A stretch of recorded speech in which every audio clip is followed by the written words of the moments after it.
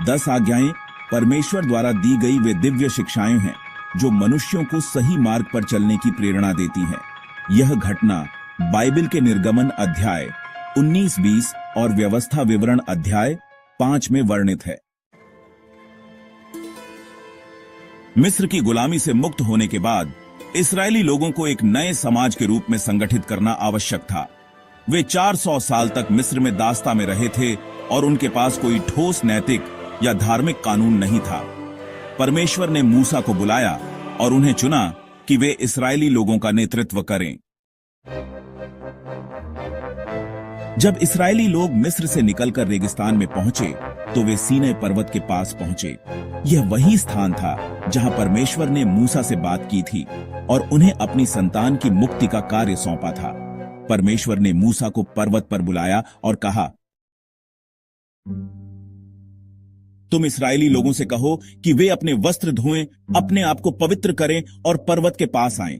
मैं तीसरे दिन इस पर्वत पर प्रकट होऊंगा। तीसरे दिन प्रातः सीनै पर्वत पर बिजली, बादल और गड़गड़ाहट होने लगी। पूरे पर्वत पर धुआं छा गया क्योंकि परमेश्वर वहां आग के रूप में प्रकट हुए। चारों ओर नाड़ बज रही थी और इस्राएली लोग भयभीत हो गए। मूसा पर्वत पर चढ़े और वहां परमेश्वर ने उन्हें 10 आज्ञाएं दी जो पत्थर की 2 पट्टिकाओं पर अंकित थीं। मूसा 40 दिन और 40 रातों तक सीनै पर्वत पर रहे।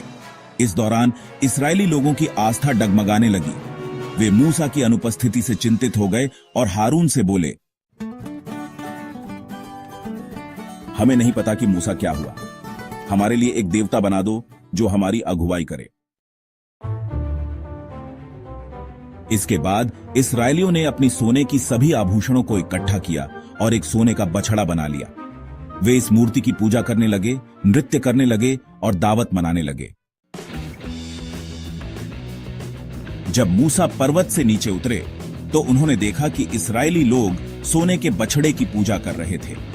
यह देखकर वे अत्यंत क्रोधित हो गए और परमेश्वर की दी हुई पत्थर की पट्टिकाओं को नीचे फेंक कर तोड़ दिया।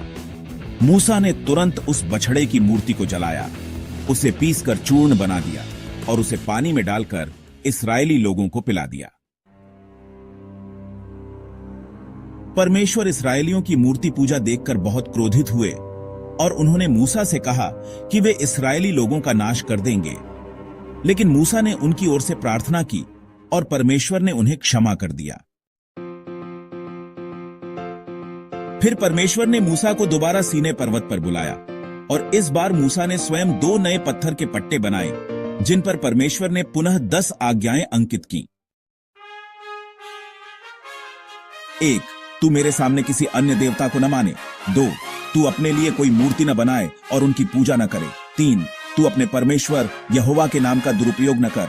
4. सब्त के दिन को स्मरण करके उसे पवित्र मानना। 5. अपने माता पिता का आदर कर ताकि तेरी आयु धरती पर लंबी हो।